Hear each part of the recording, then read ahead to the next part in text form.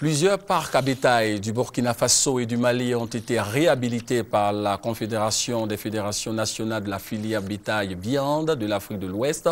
Des parcs à bétail modernisés aujourd'hui permettent d'alimenter en bétail et en viande la sous-région ouest africaine et en particulier notre pays, la Côte d'Ivoire. Découvrons ces parcs à bétail avec Alvaro Assa qui était récemment au Mali et au Burkina Faso.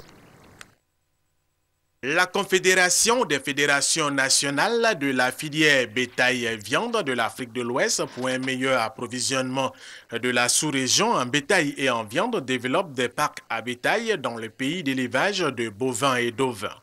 À Bobo-Dioulasso, au Burkina Faso, plusieurs parcs à bétail sont réhabilités pour permettre aux éleveurs de bien conserver leurs animaux. Aujourd'hui, à l'heure même, je vous parle, le trésor public nous a écrit pour dire qu'on peut confectionner les tickets de la Confédération. Le parc à bétail même de Bobo-Dioulasso aujourd'hui, c'est nous qui avons financé à l'auteur de 40 millions. Ils sont en train de faire la réhabilitation. Le parc était inutilisable parce qu'il était vraiment délabré et la boue était même le compagnon des éleveurs. Et nous avons fait des propositions au niveau de la commune de Bobo-Dioulasso en ce qui concerne les ateliers d'embouche, en ce qui concerne des aires d'abattage. Et finalement, nous avons parlé du parc à bétail. Ce parc à bétail a été mis en appel d'offres, contrairement aux autres années.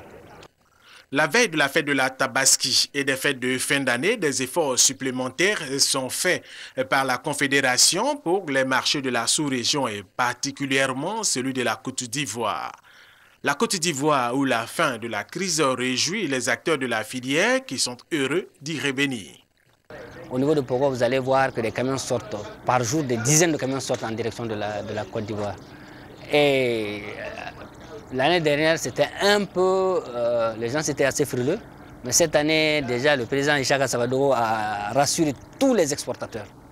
Pour s'assurer de la bonne santé des animaux, bien que suivis par les vétérinaires, les responsables de la Confédération des fédérations nationales de la filière bétail-viande de l'Afrique de l'Ouest se rendent régulièrement sur les différents parcs à bétail pour apprécier les animaux. De tous les parcs à bétail existants, surtout au Burkina Faso, il y a celui de Kaya, très impressionnant. Kaya est un village situé à une centaine de kilomètres de Ouagadougou, la capitale. Le parc à bétail de Kaya est un gros marché de bétail où éleveurs et acheteurs viennent faire des affaires. L'argent circule et la forte chaleur n'ébranle personne. Dans tous les cas, pour se rafraîchir, il y a du lait de vache.